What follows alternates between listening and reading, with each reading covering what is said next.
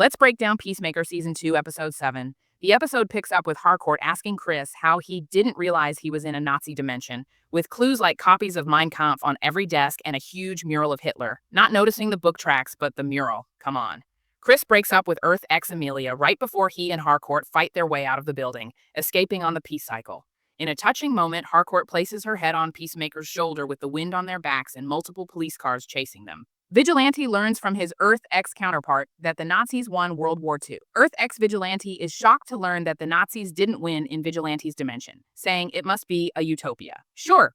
When Vigilante tells Earth X Vigilante that he came over with someone who is technically black, Earth X Vigilante says they better find her before she disappears. Adebayo is still on the run from an angry Evergreen mob. She jumps into a pool to escape and is rescued by Judomaster, who zippity zaps the residents who jumped in after her. Judomaster tells her that the Nazis won World War II in this dimension, so it's not a good place to be a minority or a gay or Buddhist. They play Scrabble while they wait for nightfall.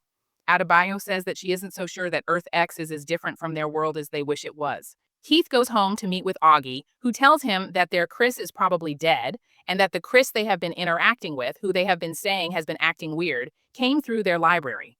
Auggie says that he saw his doppelganger years ago and something wasn't right with him, like he came from a darker version of their world. They suit up to find Chris and the others to prevent them from telling anyone about the dimensional portal.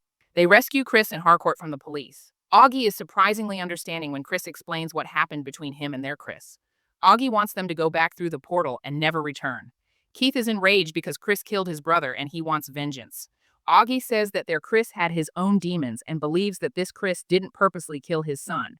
He takes offense when Harcourt calls him a Nazi and asks her if she fights every injustice she sees in her perfect world. He didn't create the world he lives in, but does the best he can to fight what is in his control. Just as Peacemaker realizes this version of his dad isn't a Nazi and is actually a good guy, Auggie is killed by Vigilante, who believes Chris and his friends are in danger.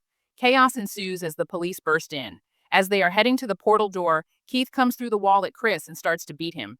The others manage to get Keith off of Chris and almost kill him, but Chris yells at them to stop. He is traumatized by the level of violence. Chris realizes he's the problem in both worlds and apologizes to Keith, who is badly injured. Meanwhile, Flag Sr. and Sasha Bordeaux meet with Lex Luthor's guy, Sydney Happersen, to find the portal.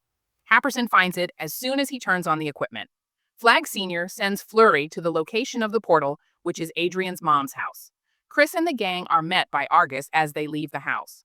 Chris throws them the QUC purse and says the others went to the other dimension to get him and convince him to turn the QUC over to Argus. Judomaster confirms what Chris said. Chris is then taken into custody, defeated.